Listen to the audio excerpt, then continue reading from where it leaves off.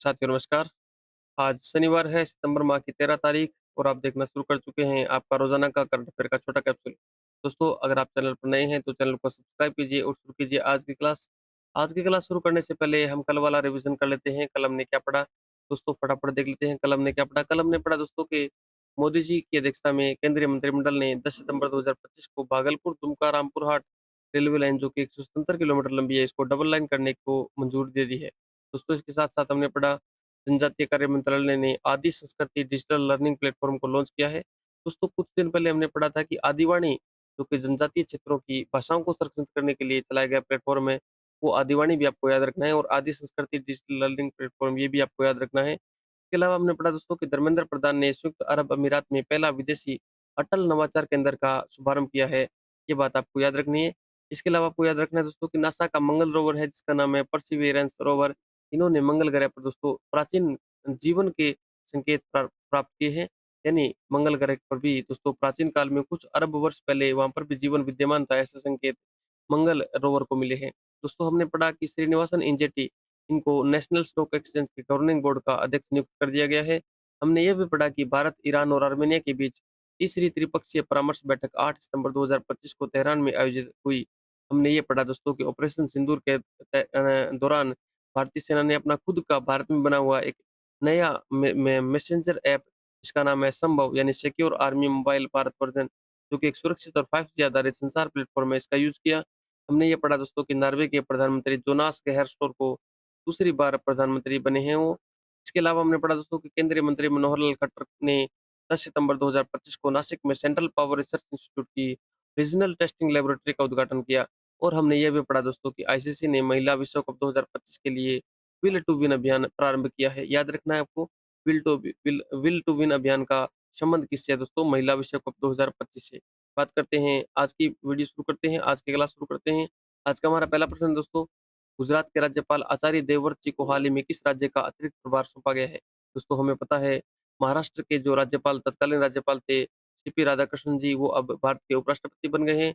तो तब से महाराष्ट्र के राज्यपाल का पद खाली था, तो ये पद है दोस्तों, ये गुजरात के राज्यपाल को सौंपा गया है। यानी इसका चार्ज गुजरात के राज्यपाल आचार्य देवव्रत जी के पास भी रहेगा। इसका मतलब है देवव्रत जी को अतिरिक्त प्रभार मिल गया है, वो महाराष्ट्र का मिल गया है। ऑप्शन बी अपना करेक्ट आंसर हो जाएगा। बात करते हैं अगले सवाल के बारे में। अगला सवाल है दोस्तों, इससे पहले थोड़ी सी चर्चा कर लेते हैं आचार्य देवव्रत जी के बारे में। आचार्य देवव्रत जी है दोस्तों, इनका जन्म 1959 को हुआ और 22 जुलाई 2019 से ये गुजरात के राज्यपाल बने हुए हैं। दोस्तों इससे पहले ये हिमाचल प्रदेश के राज्यपाल रह चुके हैं 2015 से लेकर 2019 तक। बात करते हैं अगले प्रश्न के बारे में। अगला प्रश्न है दोस्तों, देश की सबसे तेज ट्रेन जो कि 160 किलोमीटर प्रति घंटा की रफ्तार से चलती है, इसका नाम क्या है? दोस्तों उसका नाम है नमो भारत। ऑप्शन बी अपना करेक्ट आंसर हो जाएगा। दोस्तों इसके बारे में डिटेल से बात करते हैं। दोस्तों भारत ने नमो भारत नामक एक ट्रेन जो कि तीव्र क्षेत्रीय परिवहन के लिए जानी जाएगी, ये दोस्तों देश की सबसे तेज ट्रेन है जो 160 किलोमीटर प्रति घंटा की रफ्तार से चलेगी। बात करते हैं अगले प्रश्न के बारे में। अगला प्रश्न है दोस्तों, पूर्व प्रधानमंत्री मनमोहन सिंह जी को मरणोपरांत कौन सा पुरस्कार प्रदान किया गया है? दोस्तों मनमोहन सिंह जी को पीवी नरसिम्हा राव अवार्ड से दोस्तों सम्मानित किया गया है, जो कि मरणोपरांत दिया गया है। डिटेल से बात करते हैं दोस्तों, पूर्व प्रधानमंत्री मनमोहन सिंह जी को मरणोपरांत पीवी नरसिम्हा राव अवार्ड मिला है। दोस्तों डॉक्टर मनमोहन सिंह को मरणोपरांत पीवी नरसिम्हा राव स्मृति पुरस्कार अर्थशास्त्र के क्षेत्र में दिया गया है। दोस्तों ये पुरस्कार मोन्टेक सिंह अहलूवालिया ने दिया और ये पुरस्कार गुरुशरण सिंह कौर ने ग्रहण किया। दोस्तों ये सम्मान 1991 में उनके आर्थिक सुधारों के लिए दिया गया। उदारीकरण की नीतियों का श्रेय मनमोहन सिंह जी के साथ साथ नरसिम्हा राव को भी दिया जाता है। दोस्तों ये पुरस्कार है ये पीवी नरसिम्हा राव स्मृति फाउंडेशन के द्वारा प्रदान किया जाता है। आगे बात करते हैं अगले सवाल के बारे में। अगला सवाल है दोस्तों, भारत और एशियाई विकास बैंक यानी एडीबी ने 10 सितंबर 2025 को कितने मिलियन अमेरिकी डॉलर का ऋण समझौता किया है? दोस्तों इसका सही आंसर है ऑप्शन बी 126.42 मिलियन जो ऋण समझौता है, लोन है, इस पर हस्ताक्षर किए हैं भारत सरकार और एशियाई विकास बैंक ने। बात करते हैं इसके बारे में डिटेल से दोस्तों, तो सतत पर्यावरण पर्यटन और ग्रामीण विकास को बढ़ावा देने के लिए भारत सरकार और एशियाई विकास बैंक यानी एडीबी ने 10 सितंबर 2025 को 126.42 मिलियन अमेरिकी डॉलर का ऋण समझौते पर हस्ताक्षर किए हैं। दोस्तों इसके लिए भारत सरकार और एडीबी ने समझौता किया है। दोस्तों ऋण की राशि आपको याद रखनी है 126.42। इसमें दोस्तों कुछ मुख्य परियोजनाएं हैं, इन पर फोकस रहेगा। इस राशि से हम टिहरी बांध क्षेत्र, टिहरी गढ़वाल जिला उत्तराखंड के अंदर कार्य करेंगे। बात करते हैं अगले सवाल के बारे में। अगला सवाल है दोस्तों, अमित शाह ने वीडियो कॉन्फ्रेंसिंग से किस प्रोग्राम का शुभारंभ 5 नए हवाई अड्डों पर किया? दोस्तों ये जो प्रोग्राम है इसका नाम है fast track immigration trusted traveller programme FIT TTP, याद रखना आपको FTI TTP।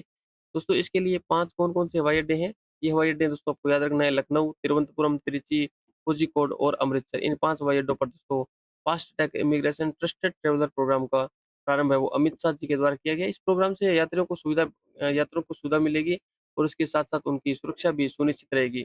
बात करते हैं अगले सवाल के बारे में। अगला सवाल है दोस्तों राष्ट्रीय सांख्यिकी कार्यालय यानी NSO ने 2026-27 के लिए कौन से 2 प्रमुख सर्वेक्षण करने की योजना बनाई है? कौन-कौन से 2 सर्वेक्षण करेगा? दोस्तों NSO है ये 2 सर्वे करेगा। वो एक तो सर्वे होगी AIDIS और दूसरी होगी SAS यानी संपूर्ण भारत ऋण और निवेश सर्वेक्षण और इसके साथ-साथ कृषि परिवार स्थिति मूल्यांकन सर्वेक्षण। ऑप्शन बी अपना करेक्ट आंसर हो जाएगा। डिटेल से बात करें दोस्तों तो सांख्यिकी और कार्यान्वयन मंत्रालय के अंतर्गत आने वाला राष्ट्रीय सांख्यिकी के कार्यालय जुलाई 2026 से लेकर के जून 2025 के बीच 2 प्रमुख राष्ट्रीय सर्वेक्षण यानी सर्वे आयोजित कराएगा। कौन-कौन से? AIDIS और दूसरा SAS। दोस्तों इन दोनों सर्वे के आधार पर जो साक्ष्य प्राप्त होंगे, उसके आधार पर नीतिगत निर्णय लिए जाएँगे और ये सर्वे भारत के सतत लिका विकास लक्ष्यों की प्रगति को मापने के लिए भी अहम है, खासकर जैसे गरीबी उन्मूलन हो गया, वित्तीय समावेशन हो गया, सतत कृषि से जुड़े हुए लक्ष्य हो गए। दोस्तों आपको याद रखने हैं दोनों कौन-कौन से सर्वे हैं? एक सर्वे है संपूर्ण भारत ऋण और निवेश सर्वेक्षण, दूसरा है कृषि परिवार स्थिति मूल्यांकन सर्वेक्षण। सीधी-सी बात बताऊँ दोस्तों सरल शब्दों में, तो भारत के जो ऋण की कंडीशन कैसी है, किन-किन व्यक्तियों पर कितना-कितना लोन है और कितना-कितना उन्होंने निवेश कर रखा है, इसके बारे में। और दूसरा दोस्तों कृषि परिवार की स्थिति कैसी है, जो एग्रीकल्चर से जुड़े हुए परिवार हैं, उनकी स्थिति कैसी है, इन दोनों पर सर्वे कराएगा। कौन करवाएगा दोस्तों?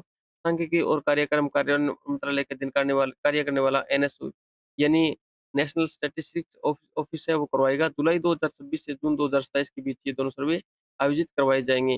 बात करते हैं अगले सवाल के बारे में। अगला सवाल है दोस्तों मंत्री प्रहलाद जोशी जो केंद्रीय मंत्री हैं, इन्होंने घोषणा की कि देश में कितनी में गीगावाट गैर जीवाश्म ईंधन आधारित बिजली उत्पादन क्षमता हासिल की है। दोस्तों भारत ने अभी 250 गीगावाट ऊर्जा की जो क्षमता है ये हासिल की है। दोस्तों गैर जीवाश्म ईंधन के अंदर कौन-कौन सी ऊर्जाएँ आती है? इसमें सौर ऊर्जा, पवन ऊर्जा, जल विद्युत ऊर्जा, बायोमास ऊर्जा और परमाणु ऊर्जा आती है। दोस्तों भारत ने 250 गीगावाट गैर जीवाश्म ईंधन आधारित बिजली उत्पादन क्षमता को हासिल कर लिया है। दोस्तों 2030 तक भारत का लक्ष्य 500 गीगावाट ऊर्जा जो नवीकरणीय ऊर्जा है, ये क्षमता हासिल करने का लक्ष्य रखा गया है। बात करते हैं अगले सवाल के बारे में। अगला सवाल है दोस्तों डिजिटल बैंकिंग सेवाओं को मजबूत बनाने के लिए 3 सितंबर 2025 को किन 2 संस्थानों ने MOU पर हस्ताक्षर किए? इसके लिए आपको याद रखना है, एक तो TCIL और एक PNB इन दोनों ने हस्ताक्षर किए हैं, तो डिजिटल बैंकिंग सेवाओं को मजबूत करने के लिए। डिटेल से बात करते हैं दोस्तों, भारत में डिजिटल बैंकिंग सेवाओं को मजबूत बनाने की दिशा में एक अहम कदम उठाते हुए टेलीकम्युनिकेशन कंसल्टेंट इंडिया लिमिटेड यानी TCIL और पंजाब नेशनल बैंक ने 3 सितंबर 2025 को एक MOU पर हस्ताक्षर किए। दोस्तों दोनों फर्म याद रखनी है, TCIL यानी टेलीकम्युनिकेशन कंसल्टेंट इंडिया लिमिटेड और पंजाब नेशनल बैंक इन दोनों ने किए हैं। दोस्तों PNB एक सार्वजनिक क्षेत्र का बैंक है और TCIL है वो भारत सरकार का उपक्रम है जो संचार मंत्रालय के अधीन कार्य करता है। दोस्तों पीएनबी के मैनेजिंग डायरेक्टर और चीफ एग्जीक्यूटिव ऑफिसर का नाम है श्री अशोक चंद्रा, ये बात आपको ध्यान रखनी है। बात करते हैं अगले सवाल के बारे में। अगला सवाल है दोस्तों नेपाल की पूर्व चीफ जस्टिस है शीला कार्की, इनको किस पद पर नियुक्त किया गया है? दोस्तों नेपाल के प्रधानमंत्री है ओली जी केपी शर्मा ओली, इन्होंने इस्तीफा दे दिया। इसके बाद से जो प्रधानमंत्री का पद खाली था तो अंतरिम प्रधानमंत्री किसे बनाया गया दोस्तों? पूर्व चीफ जस्टिस हैं सुशीला कार्की जी, इन्हें बनाया गया है। ये कट्टर जो कहते हैं ना उस वो थी तो कट्टर भ्रष्टाचार के खिलाफ बोलने वाली एक मुखर चीफ जस्टिस थी, तो इनके इसी के आधार पर इन्हें दोस्तों अंतरिम प्रधानमंत्री बनाया गया है। तो आज की क्लास आपको कैसी लगी? वीडियो को लाइक कीजिए, चैनल को सब्सक्राइब कीजिए और अपने दोस्तों के साथ शेयर कीजिए। Thank you.